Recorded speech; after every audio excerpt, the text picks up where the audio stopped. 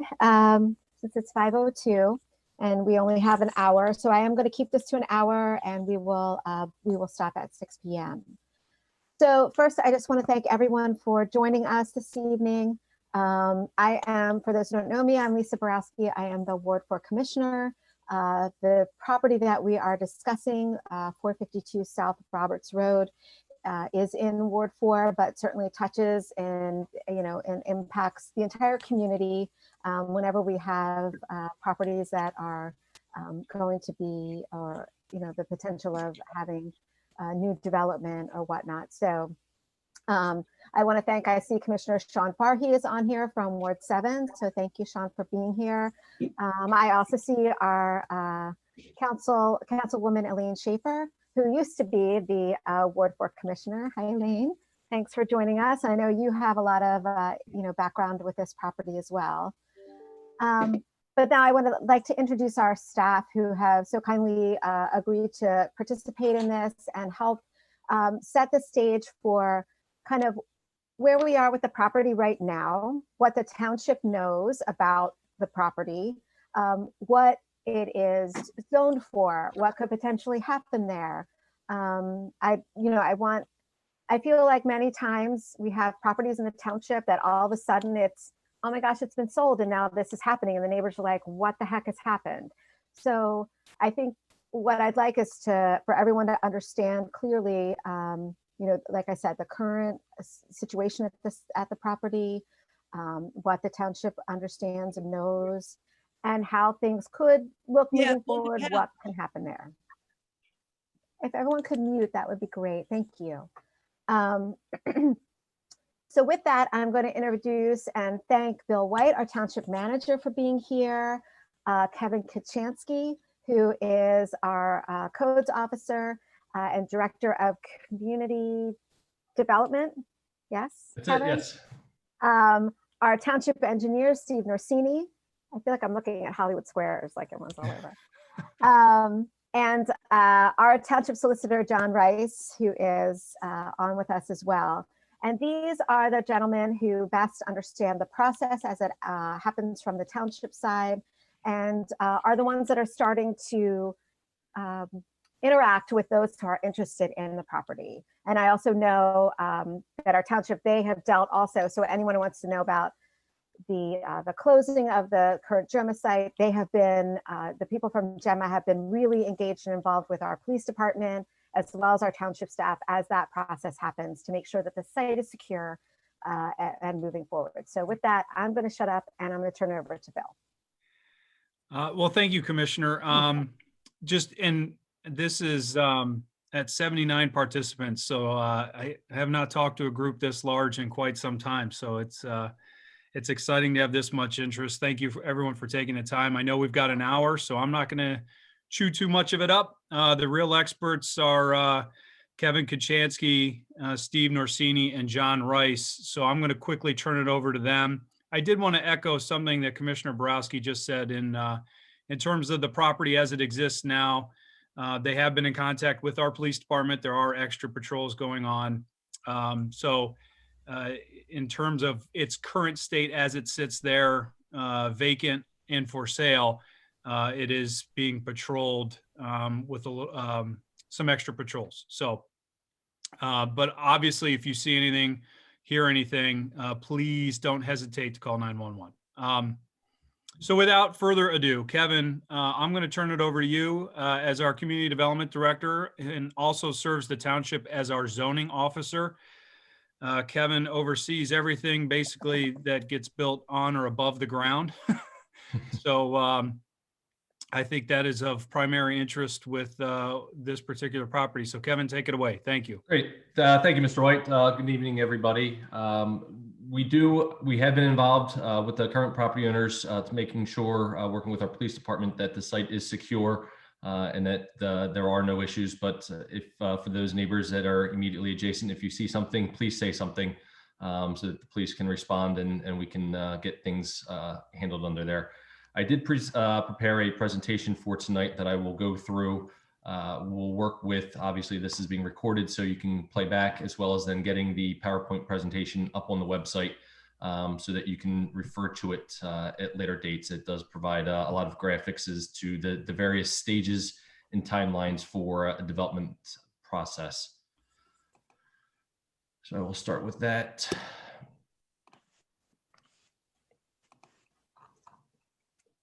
All right, can everybody see that? All right, Good. excellent.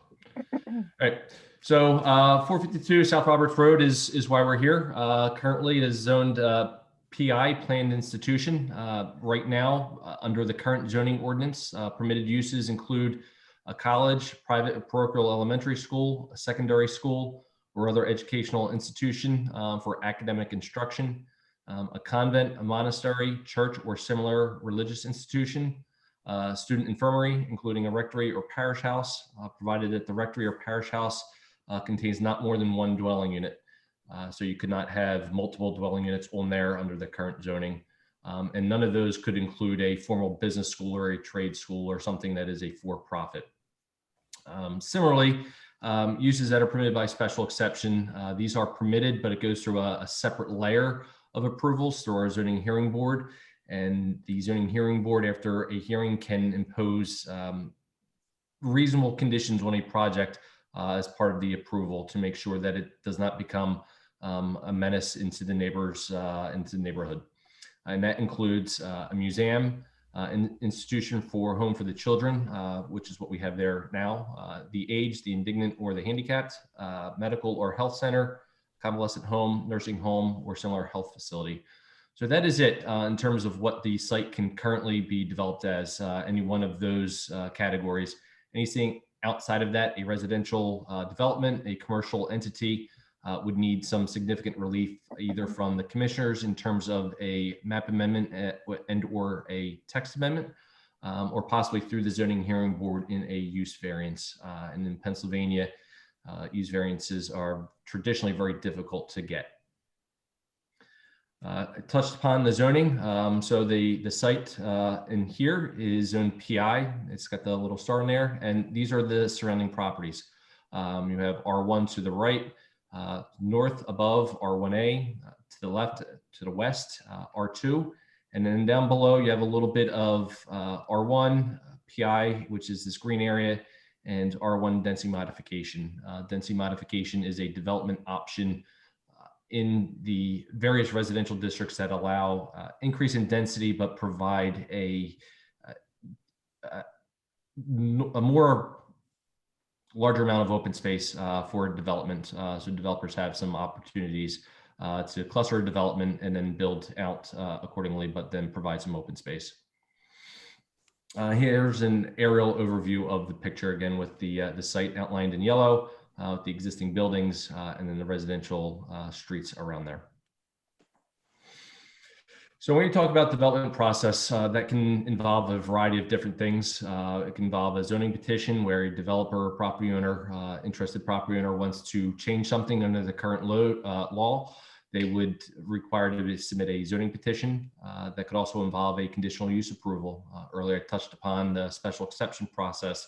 The conditional use process is similar, but it's handled with the Board of Commissioners and not at the zoning hearing board level. And then any redevelopment of the site would need to go through the land development approval process. And I can say that any part of those, whether it's special exception, a zoning petition, conditional use, or land development, anytime that there is a public meeting, whether it's through the Planning Commission, zoning hearing board, or Board of Commissioners, the public is afforded an opportunity to provide comment to the commissioners and to the developers at that point in time. There's specific time carved out in each meeting for public participation at every step of the way. And then after that, after the approvals and plans are recorded at the county, we go through the grading permit stage through our engineering department, building permit, vertical construction, and then all outside agency approvals include County Conservation District, PennDOT, septic, sewer, things like that. Those are all kind of get wrapped up into the outside agency approval. Here's some typical development timelines for each one of those processes. These are not, there's nothing written in stone that says that it has to follow these timelines, depending on the nature of what the zoning amendment or what they're trying to do, these timelines can vary, but these are what we would typically see for a site of this size coming through the various processes. If they're going to amend the zoning, either a text amendment to the zoning ordinance or through a map amendment, a 12 to 18 month process. Preliminary plan, conditional use approval, 6 to 18 month process. Final plan approval after that is 6 to 12 months. And I probably did not state this earlier, but when it goes through the land development process, there is a 2-phase approach. Preliminary plan approval goes to our Township Planning Commission and then through the Board of Commissioners, and then it comes back through again for final plan approval to clean up any of the items that were noted during the preliminary plan approval process. And the grading permit approval process could take 3 to 4 weeks. Traditionally, a lot of the grading issues and stormwater management issues are worked out during the land development plan. So depending on the site, that it could take a little bit longer, but typically it's 3 to 4 weeks.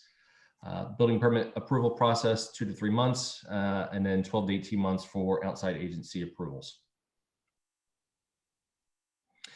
So a project when it's initially submitted, we would start over here. Applicant decides that they want to develop a property. So ultimately they submit something and or they do their background due diligence check and determine whether or not it meets code. If it meets code, then they can file for land development approval through the township. If it does not, then the project stops and it can't go anywhere.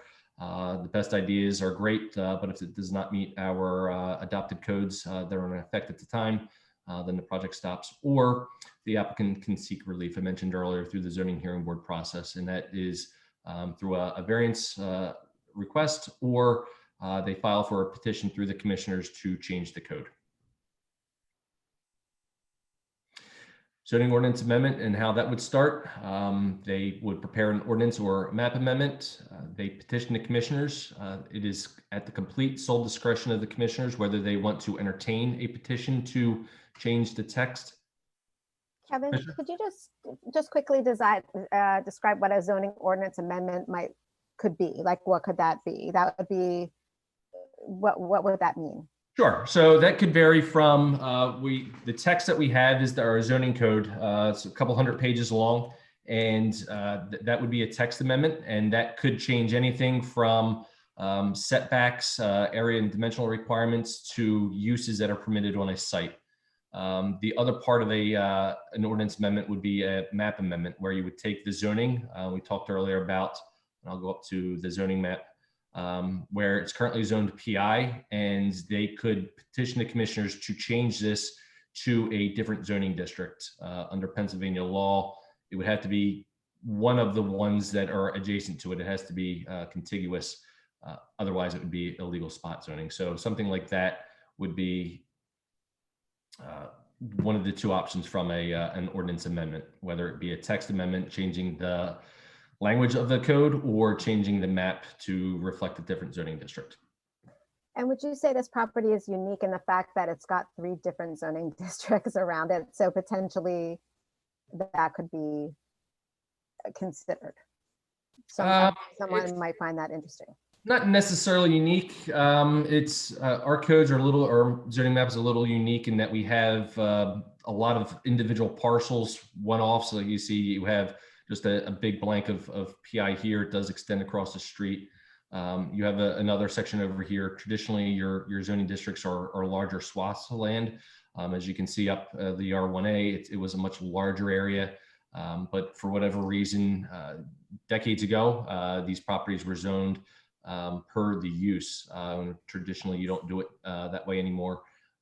So when you would come to submit for a rezoning, we'd have to make sure that it is continuous with one of the adjoining zoning districts. We couldn't change it to a higher density, let's say an R3 or an R4, because it would be, it'd be considered illegal spot zoning. And the solicitor can probably touch base a little bit more on that if we have some more questions on it.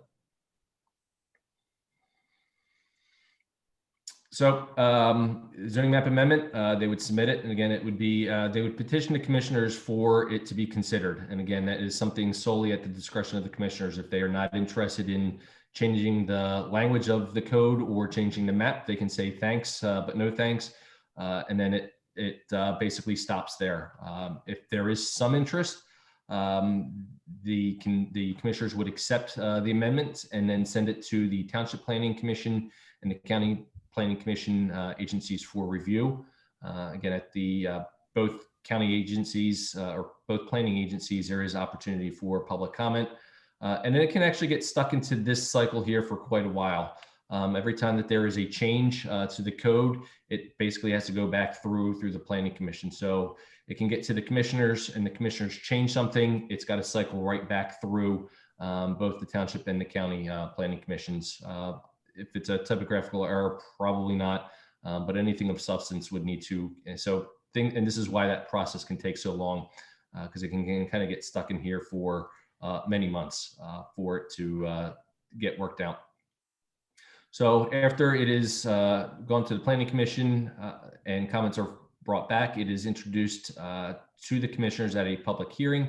The commissioners hold the public hearing. After all revisions are done, a second hearing is scheduled, and the commissioners vote to adopt the ordinance. If there are enough votes and it is approved, then that is the new law of the land. If it is not approved by majority vote, the amendment basically stops there, and the project would stop because it would not be compliant with the code. But for purposes of this presentation, let's say it does pass the majority vote of the board. At that point, the applicant can then file for land development approval. And that is basically showing where and how the buildings, parking, buffering, open space, how and what the site is going to look like, but in a paper version. So we start up here where the applicant would submit preliminary plan approvals. Again, that gets then sent to the Township and County Planning Commissions. There is public comment in each one of those. After the commissions have had a chance to review it, consider all comments, they make a recommendation. That recommendation is then forwarded to the Township Commissioners, at which point it is reviewed. There is a caucus meeting, at which point the applicant will come in, review the plan with the commissioners, have some conversation. There is an opportunity for public comment there. Second meeting is then scheduled for the commissioners to vote on the project.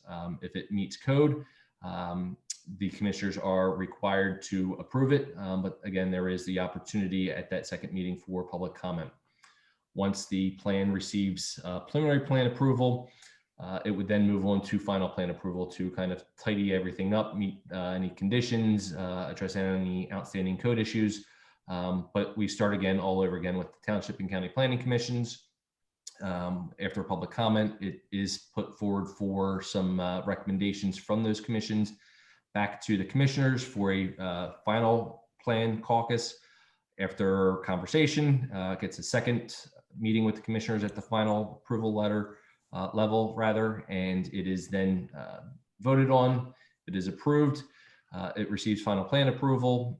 At that point, the applicant then works to address any of those conditions, as well as then secure approvals from outside agency approvals. Again, we mentioned sewer, PennDOT, County Conservation District, and things like that. So this time process, as we talked on earlier, can take quite a long time, many months to a year plus to get through this process, particularly on a larger land development.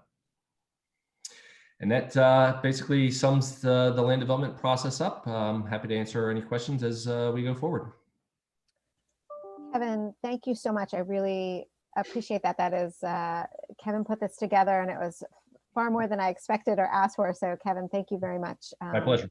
It really, I think, helps for people to understand the process. We are going to hold questions. I'm going to let Steve Norsini, our township engineer, and John Rice kind of talk about a little more about the CELDO, and also John will touch on some of the things that Kevin mentioned, which are around changing the uses of that property, and talking about, I think, the uniqueness of it being zone PI right now. So before we do that, I just want to say I saw Commissioner Mulrooney from Ward 5 on here as well, and I want to thank her for being here also. So we've got a nice group and a lot of commissioner interest as well. And if I'm missing anybody, it's because I only have a little strip of down. Commissioner, I'll stop sharing now. But again, we will get, not only will, obviously, if we're recording this meeting, but we'll get this PowerPoint presentation up on the website so that people can review just the slides and they don't need to listen to me drudging on here through that. And again, all of our contact information is available out there. If anybody has questions, please email us and we will do our best to answer them. Great, thank you, Kevin. And I do see people putting some questions in the chat, and we will get to those right after Steve and John will kind of take all the questions together. So Steve and John, tell us what you can about this property. So, Commissioner, just the land development process comes through the engineering department, and Kevin went through that, the process of the timeline and so forth. I just want the residents to understand when something comes in for land development, as Kevin noted, after the zoning, what we do is we're going to review those plans for concurrence with our zoning ordinance, our stormwater management ordinance, all the subdivision land development requirements, streets, sidewalks, sewer, all that good stuff, traffic impact study if warranted, and all those review letters that we use two engineering firms as well as staff for are posted publicly on the website. So everything that we see and that we write will be available to the public, and you can always call to discuss. And as Kevin said, all these meetings are public, right? Everybody has a chance to comment or attend virtually, however we do it. And our next Planning Commission meeting, I'm glad to say, will be held the same way our Board of Commissioners was, in a webinar format, so people can actually get on and comment. So you have all that before you. Just one thing to remember, the Planning Commission is a advisory board, so they can make a recommendation to the Board of Commissioners. They don't make the decision. That goes to the Board of Commissioners, whereas the Zoning Hearing Board is quasi-judicial and it's outside of that. But we're here for you for any questions that come about. I'll turn it over to Commissioner Rice because I know we discussed it. You only have an hour, so we'll let the questions go as soon as John's done. As soon as John is done, and then we're here for any questions, or if you need to talk to us here at the office, please contact direct or through your commissioner.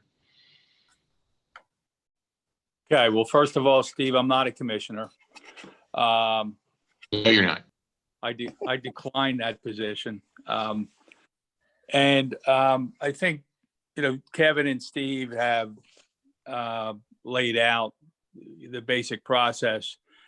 Just so everyone knows, there's been no formal application at all. I know that's one of the questions I just saw. So nothing's happened. There's no application. And I would just, so everybody's informed, because this is a large property. This is a large property. It's surrounded by residential properties. There's going to be a lot of rumors. There's going to be a lot of things that are floated out there that people that don't know what's going on. Call the township, call Steve, call Kevin. They'll tell you what's happened and what hasn't happened. We've been through this in Radnor. I've been through it in other municipalities. With a big property like this, it comes onto the market. There's all kinds of innuendos and all kinds of things that happen. So ignore that. Don't ask your neighbor, the person just call the township. You'll get a straight answer as far as that goes. So with a property like this, you have basically a developer has two options. They can take it as it is and as the zoning is and try to build something. And Kevin went through the zoning on the site and the zoning in his presentation basically has educational uses like colleges and schools, and then other institutional type uses like homes for children, the aged, the indigent, medical or health center, convalescent home, nursing home, etc. So that's your two options. Anybody that wants to build something different than that, or wants to increase, let's say, the height of a building or the amount of land they can cover with impervious paving, has to come in and ask for the zoning to be changed, zoning to be amended. And an amendment could simply be someone wants to build a nursing home, but they don't want to have a limit of 35 feet, which I think is what is currently on the books. They want to go up to 50 feet or 60 feet or 70 feet, or they want to, it could be that kind of an amendment. Or someone could simply ask that it be rezoned so that residential uses would be permitted there. Single family housing, townhomes, apartments, you name it. Those requests to amend the zoning ordinance are legislative in nature. It is totally within the elected officials' discretion to say yes or no. There isn't even an appeal from a denial of something like that. As long as the proper procedures have been followed, it's been evaluated on its merits, the elected officials don't have to have a reason to say no, because it's legislative. Things like zoning hearing boards are different. There's standards, it's quasi-judicial, et cetera. So my guess is that somebody's going to propose something other than what it's currently zoned at some point. They may come into the planning commission with a sketch plan or an idea. They may come into the Board of Commissioners meeting with a sketch plan or an idea, but nothing's happened, as of today. There's been no formal application. There's been nothing submitted in terms of what someone may want to do. So, and it is a long process. Once you go down the path, it's a long process, and it is a two-step process. If there's a zoning change at all, then there's that process, which is publicly, is a public process. And assuming there would be any change to the zoning ordinance, then there's a land development process, which goes through planning commissions, both the Township Planning Commission and the County Planning Commission. As I said, there's no proposal at this point, but I would suspect that there's going to be a handful of people that are interested. The township's not involved in the sale portion of it. We don't know what the price of the property is at this point. We're the regulatory agency, so when someone puts an agreement on this, it'll probably have a condition dealing with approvals by Radnor Township and Delaware County. So I think that we've got plenty of time for questions. We got a good half hour for questions, and what I would hope to do is dispel a lot of the misinformation that tends to go around the community when something like this happens. And as I said, there is a lot of resources at the township building. If you hear something or you have a question about something, you'll get an answer. You might not like the answer, but you'll get an answer, and it'll be the right answer. So that's all I have, Lisa. We're ready for some questions. Okay, so I see very kindly, I'll address the ones that are in the chat, and there's actually a question on here, and I'm glad Aline is on this call because she might be able to shed some light since she's dealt with this. But I think John answered a couple of the first ones that are here, but one of the questions is there a historic building on the site? I know that people have asked about the mansion that is there. I do not believe that it is considered a historic site. It is, I think, it does have historical value. I actually spoke with one of the residents yesterday who gave me a very interesting history of the mansion that I was unaware of, that it was built by the gentleman, I think, that built the Penn Station. I think if I remember correctly. So the cassettes. So it's, I think the building itself does have historical value, but I don't know that it's necessarily like a registered historical site. Does the township or any nonprofit have interest in the property like natural lands? That's not something we've discussed as a township at this moment. Are we interested in the site? and I don't know how you engage something like the natural lands in a process like that. And I don't know, Elaine, you definitely have far more experience with that than I do. I don't know if you want to comment on that or how that even happens. Well, I think it's absolutely worth giving a call over to Natural Lands. I'm sure they're aware of this on the market already, and seeing if there's any interest or any thoughts that they'd like to share about preservation. We're so lucky we have them right down the road, and they really are the regional leader on this front. But I will just say that in most preservation stories that are happy endings start with the community in which the open space lies rallying behind it. And, it doesn't usually come from another source, a group like Natural Lands will support a community effort, and very rarely is it the driver. Okay, so it sounds like it's worth reaching out and maybe starting to engage, which is one of the other reasons why I wanted to have this call, to hear from the residents and what people wanted, might be interested in or seeing happen there. As John said, this will end up in the hands, I think ultimately at some point in the hands of the Board of Commissioners, and what the residents think and their opinions, at least personally for me, will weigh heavily in any ultimate decision. So that's why we're starting this conversation now. So I think that would be good. Someone's asking who owns the property. The property is currently owned by a company called Gemma Services. They operate another facility similar to what the village was up in Bluebell. And they serve children who have experienced a lot of traumatic incidents in their lives, and they are doing a lot of really good and amazing work in that area. So that is who currently owns the property. Describe what homes for the indigent would look like. I'm not exactly sure what that would look like. I don't know, John or Kevin or.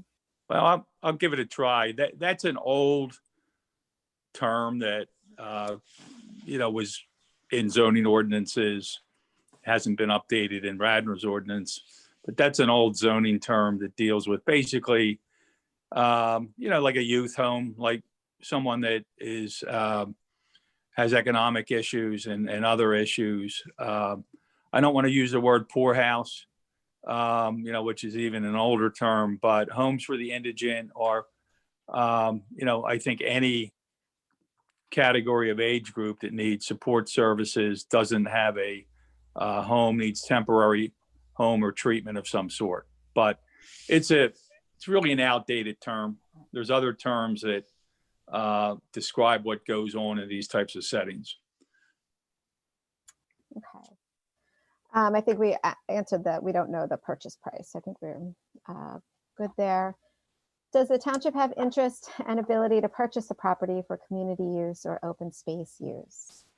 Again, that's not a conversation that we've had. I can't speak for the board. Certainly, I guess it is something that could be discussed. Yeah, I definitely can't speak for the board. We'd have to have that conversation, but definitely right now, we face certainly some budgetary challenges, in the wake of the pandemic and whatnot, and that would have to be something that go through a lot of consideration and discussion. Hey, Lisa, yeah. This is Bill White. Sorry, just Bill, real quick. chime in. I would recommend that if folks, as you noted a moment ago, if folks feel strongly one way or another about that, to contact their commissioner and let them know that that's the way they feel. And I think that's what's going to start the conversation amongst the board. And then, obviously we could reach out to the National Lands Trust, but as Councilwoman Schaefer said, it's going to have to start here locally. So that's the best way, I think, to get it going. All right, this is Lynn Ellis. I have a question, but my picture isn't there. Would the township encourage a over 55 housing so we don't have to build a new school? Well, would the township encourage it? I mean, that would involve, I don't know that any of us can speak for the township. That would involve someone that would want to do that. And it would still involve a zoning amendment. Obviously, it's preferable in terms of school age children to have that kind of development versus a single family home development, which is the largest provider for school age children. Right. So, I mean, it would make some sense for that property, my opinion, only because of the size. But again, it's a zoning amendment that would have to go through the process. Okay. My other question is this the Glencoe property on Roberts Road? I don't know what that is. Yeah, if this is the site of the former village, Lynn. It is a large turn of the century mansion on the historical asset inventory of Radnor Township. If I could chime in, it is the Glencoe property. Okay, so it's on our historical list of important stuff. It was built by an architect named McGrath. It was actually, I was wrong. It's not Pennsylvania Railroad. It was owned by the president of Reading Railroad. Okay. Later owned by the family that owned Acme Supermarkets. There's a book called the Orange Book. It has all the mansions on the main line. It's one of the featured homes. If anyone wants me to send photos of it, it has the blueprints. It has photos of the house originally. The house I've been in, I was in it about 10 years ago when an architectural lecture was presented, and it was completely intact. Right. It says here, large turn of the century mansion and stables with tower and rounded buttress walls, brick with red tile roofs, and it's on the technical appendix C of the historic asset inventory, which was done by Radnor Township. So you might want to check your files. Okay, thanks, Lynn. Thank you. Helpful, very helpful. I spoke with the Radnor Historical Society, and they said, not for them for legal advice, but they said there is no law preserving historic sites in Radnor. There is one in Montgomery, there is one in Lower Marion, local town, but not in Radnor. Yes, Okay. John Nagel had a committee that had some historical society people on it to draw up a scattered sites ordinance, but Don Curley went crazy. Okay. So this is good information to have. And I think that also helps answer one of the earlier questions. So I appreciate that information. So back to the questions in the chat. So we've got what is the difference between R1, R1A, and R2? I think, Kevin, that's going to live with you. Absolutely, Commissioner, I'll take that. So there are different designations in our zoning code. The R1 is more dense, it's 1 acre zoning. R1A, I'll have to look that up real quick, is slightly smaller. I think it could be around 30,000 square foot lots, and R2 is even more dense. So traditionally, R1 is our least dense, R5 is our most dense in terms of the number of lots that could be permitted on a site. Smaller lot size, higher impervious coverage. That's the nexus between the R1, R1A, and R2. Thanks. Do we know where residents of the current facility or place? I don't want to comment on that. That would be up to the, the current provider, but they have, I'm sure, been working to put the current residents in appropriate placement, and none of the residents are there any longer. The property is no longer being used. I think we've answered the other one, Penn Station. Is the only PI property portion of the property on sale, or is the slice of R2 in the northwest section also for sale? Is there a slice of R2? I didn't see that. I believe the entire property is zoned PI, but let me take another look at that. Okay. All right, we'll come back to that one. Who can we contact in natural land? So is that something, I think we said that would be would the township initiate that? Elaine, is that something that the residents can also initiate, or would the township initiate that? I would advise just having one spokesperson go, maybe a commissioner or somebody from staff. And I put in the chat a gentleman named Peter Williamson, who's just one of their gems there. But he's retiring, but I don't think he's retired yet. I think he's there through the summer. So, and he just is a wealth of knowledge and would have some really good thoughts to share. All right, I think that's something to coordinate with the township, and we can certainly, begin that process or start a conversation. Yeah, Lisa, it's Bill White again. Just real quick. Bill, we lost you.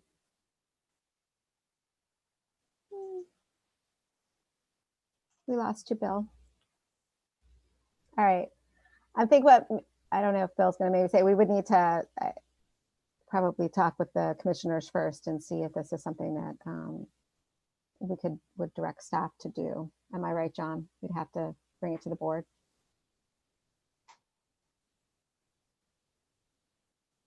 You're on mute, John. Yes. There you are. Yes. Yes. Yeah. Okay. Yeah, the board should have that discussion if they want to approach NLT. Commissioner, Oh, real quick, sorry to interrupt. I did look at the zoning map. That provision or that section of R2 at the northwest corner of the site is not actually on the property. It is off the property. The property does cut in there a little bit, so that the entire parcel is zoned PI. Excellent. Thank you, Kevin. So the next question regarding the title review. So Dave, you and I have spoken about this, and I've shared this information with Mr. Rice, and he was looking at that. His office was looking at that. Yeah, we are looking at that, looking at the title, see if there's any restrictions on it. So we should have some info on that shortly. Great. Thank you, John. Does the current zoning allow for an alternative entrance onto Applegate Lane? Kevin, Steve, I don't know. Well, zoning would not prohibit that. If Applegate, and I'm looking at the zoning map, Applegate Lane looks like it does touch onto the property. So if the property does have frontage along Applegate Lane, there's a possibility that could be an access point into the site, but that's not something that is regulated through zoning. That would come out through the land development phase of the process.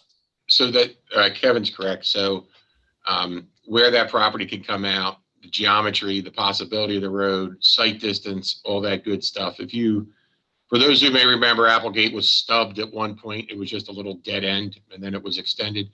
But that would all be part of that land development review process, the ability of whether they can or cannot do that. So the question, why can't this remain zoned as an institution? I think, and John, you may want to answer, but what I feel like I hear you saying is that it very well could, and unless the Board of Commissioners want to change it. Right. I mean, it can, under the current zoning PI and the uses that are permitted, someone that buys it can come in with a plan, a by right plan with no variances, no zoning amendments. And then, the property would be improved. At that point, you're still going to have, probably some traffic and sewage issues. Someone may want to, clear the site. You would actually probably get better stormwater management, because I'm guessing there's no stormwater management at all on the property. So you would get that if somebody redeveloped the property, no matter what the use is. Okay. I think we answered the question between the difference between the different the zoning designations. Good to know. Property is open space. Okay, 28 million according to the listing. All right. Thank you for everyone who's finding these answers to these questions and putting them in the chat. Appreciate that. I think we've addressed the one about desire for the township or natural lands to get involved. So we could bring that we can certainly bring that to the Board of Commissioners. No one commissioner can direct our staff to do anything. So we need to get a consensus of the board in order to do that. Let's see, Haverford Township. Yes, yes, the Haverford Preserve is certainly a model for something like that, and it would be certainly nice to see happen at that site. So maybe And I that's just, Lisa, if you don't mind, that Yeah, did have a please. happy ending and a beautiful result. But I don't know if you were all around, several of the people involved at the beginning of that process ended up in jail. So it wasn't a clean, wonderful process. It was a long, drawn out, very controversial process. We don't want that to happen in Radnor, so that's why we'll go through. I have the court case for any of the commissioners that are interested in reading it. It's your job to keep us out of trouble, John. I That's your realize job. that. I carry that court case around with me, right? Commonwealth versus Moran. What, if any, would be the advantages to the township rezone to allow for subdivision? I don't know. That's a good question. I mean, that's sort of a loaded question. I guess the advantages would be, for any kind of rezoning, would be that the township would be able to control its own destiny in terms of what happens on that property. You know, there may be something more desirable than what the current uses are, but you know, there's no really way of knowing what the advantages are until you see what somebody comes forward with. I mean, obviously, residential uses with school-age children is not an advantage to the school district or the township. So I'm guessing you're looking at some type of alternative use. I don't know whether that property is tax exempt. I suspect it is. So it may be that one advantage is the property becomes taxable for real estate purposes. But beyond that, it's hard to speculate. Okay. And that's one thing, like a lot of these questions, you know, until we know or something comes forward, it's hard to say, you know, there could be, I guess, so many different options. Does the township have a need for more sports fields? You know, I know there's always a desire for more recreational space. So,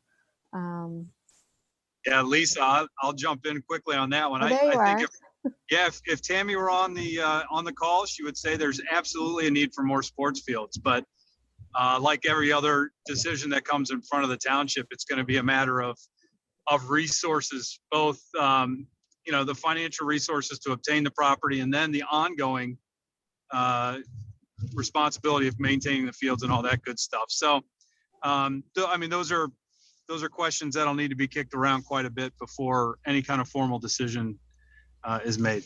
Mm-hmm. Thanks, Bill. But we have excellent fields as they exist now, I would say. We do. We certainly do. And certainly the advantage of collaborating with the school district for the utilization of their fields. Could the parcel be divided up, or must it be sold as an entirety? I'm going to guess that's not our choice, right, John? That's the choice of the property owner. Right. It could be retained. Doesn't have to be divided up, but I suspect the whole property is going to be for sale. Since the use, it's been there, they're moving on. But it's going to be up to the owner of the property. Is the property aligned to Applegate Lane? I'm not sure what that means, but perhaps Kevin or Steve. I believe looking at our zoning It does map, touch. I mean, it has, like Kevin said, it has frontage if you look at it in the one corner. But again, that doesn't mean that a road can or cannot go out there. That would all be determined during that land development process as one of our reviews, if they have the ability to do that. Is there no legal protection for historic buildings in Radnor? I think we already addressed this that currently right now. I don't think, John, we have any sort of ordinance or anything that specifically deals with historic buildings. We have the areas that are covered by the Historic Architectural Review Board in Wayne. Mm-hmm. So those areas, are covered and they go through a process. But scattered properties throughout the township that are outside of those two areas, there's nothing specific in the zoning code or any other code. And I think we know that we recently had the one mansion that was demolished over in Moore's ward, I think. And we know that there was not a lot we could do to help protect it, unfortunately. What natural resources on the property? Is there a stream or other waterway? I did not see one. I went toward the property, but last Thursday, but we couldn't walk the whole property because of the snow. We tried. I don't believe there is one. Is there? No. I don't think there is, Lisa. There's a spring house, an old spring house in the middle of the field. I believe that's a spring house, but I don't know that there's a water goes in and out of there. No, I know that. I know the land pretty well. There's no water there. Okay. Would that have made a difference, Elaine? Would that have given us some other options? Well, it makes a better case if you're going to try and get state funding, if you're protecting natural resources in addition to protecting open space. But that doesn't mean it's not qualified. It just makes it's bonus points. And Elaine, I just want to thank you for being on the call, and I apologize for putting you on the spot. I don't no worries. No worries. worries. I appreciate Look, it. I'm not talking about vaccines. It's all good. That's tomorrow night. Are there any deadlines on the sale of the property, or is it for sale until it is eventually sold? I guess that's what it is. Yeah. Yeah, we don't. I mean, there shouldn't be any deadlines. But we're not involved in the sale, so we don't know what any contingencies might be or any conditions, but I assume it's going to be offered for sale until somebody puts forth a legitimate agreement, which of course will have some contingencies regarding development, but we're not involved in that. So I did see someone said it's uphill from 2 streams. Does that make a difference, Elaine, or? Sure. I mean, that means all of the water that drains from that property goes directly into a stream and couldn't contribute to impairment or prevent impairment if it's preserved. Is the township directly communicating with Gemma Services about our interest in potential township communities purchase? No, not at this moment. And again, anything that the township would be communicating with anyone would need to we would need to get consensus of the board. So we would need to bring this forward. And again, this is part of my thought for having this meeting, is to hear from the residents so that we know what people are thinking and can bring something forward to the board if that is something we think we want to consider. Well, sorry, I just lost the one question. The last 40+ acre property within the township that is not a college or golf course, would the board pursue a DCNR land acquisition grant? Again, anything that the township would do would need to be approved by a consensus of the Board of Commissioners, either by consensus or by vote. So these are certainly all things that we can start to talk about and look into. Can I just add, I want to just give a measure of magnitude there. If this is truly a $28 million purchase price, DCNR land acquisition grants are just that they're not in that stratosphere. When we purchased our Drawson, we only got $1 million from the state toward that. There was recently a sale in Chester County that got a really big land acquisition grant, and it was $3 million from the state. So, certainly that could be part of a preservation plan, but their $28 million is a big number. Yeah. Are there any planning board and zoning board committee members on this call? Can they ID themselves? I know I saw David Nat on, and David is on the planning commission. Oh, I see Stephen down there. Steve, can you identify, do you mind identifying yourself? Can you come off mute?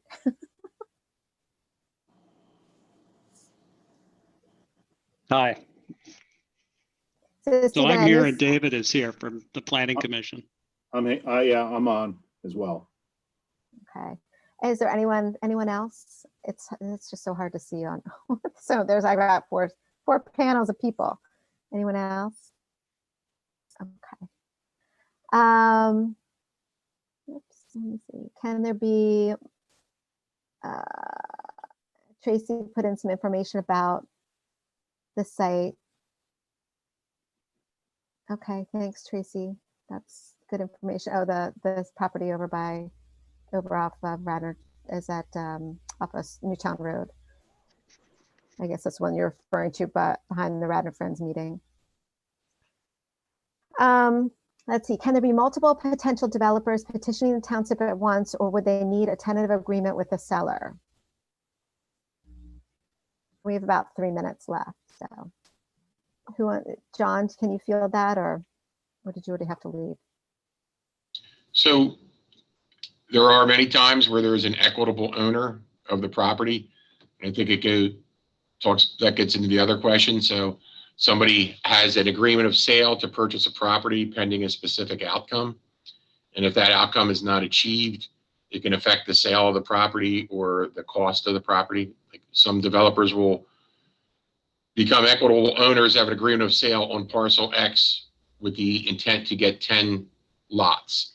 They don't get 10 lots, the price goes down. If they get less, the deal could go through. But that's, there's only going to be one group coming through the township. Okay. Elaine had to jump off. Thank you, Elaine. Let's see, when Hereford Reserve is developed. Okay. Thank you, Tracy, for that insight. And is there somewhere we can sign up with the township for additional information at meetings related to this site? So I've been doing everything that I can to keep residents involved. And will the PowerPoint be posted on your webpage? I think Kevin said yes. So we will post not only, this will be up on, the whole meeting will be up on the YouTube page, the Radnor Township YouTube page. And then we can also post the presentation. We'll find a spot maybe where the information about this meeting was, or we can ask Molly to put it up there. You know, if you'd like, if you don't already get my my commissioner newsletter, I'm glad to add you to that list. I've been trying to communicate information as best I can.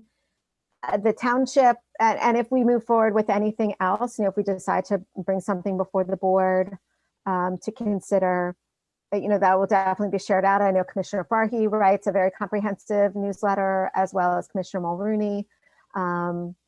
You know, that information will be shared out. We can also make sure that it is highlighted in some way on the township website.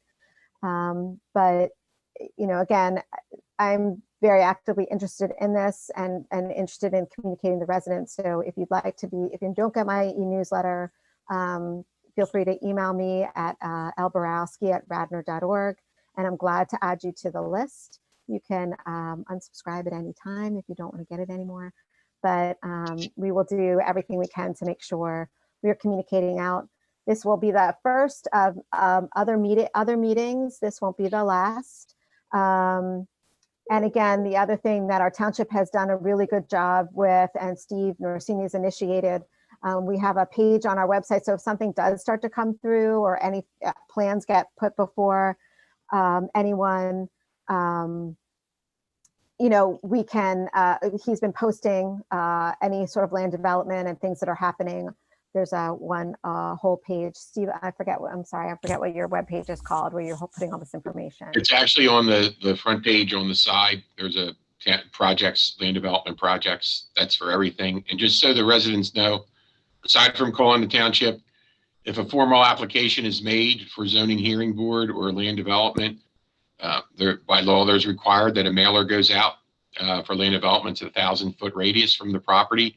So at one point, when something becomes official, the folks who were within that radius would know. But you can always call the township or check the website. And again, I will be communicating this out. Like, I feel very strongly that, again, I don't want something to happen there and the neighbors all of a sudden are like notified and said, well, I didn't even know this was happening, or the property was for sale or anything like that. So my goal with this and subsequent meetings will be, and subsequent communications will be, to keep everyone in the loop as best as we can, and also have other opportunities for us to dialogue as a community, because that's how I feel like not only will, others understand how the community feels about the property in the site, but we'll be able to better plan as a Board of Commissioners how we might want to move forward as well.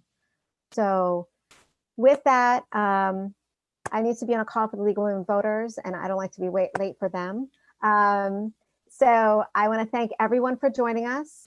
I really appreciate it. Again, if you want to be on my e-newsletter list, please lbarowski@radnor.org. You can find me on the Township website under the Board of Commissioners page.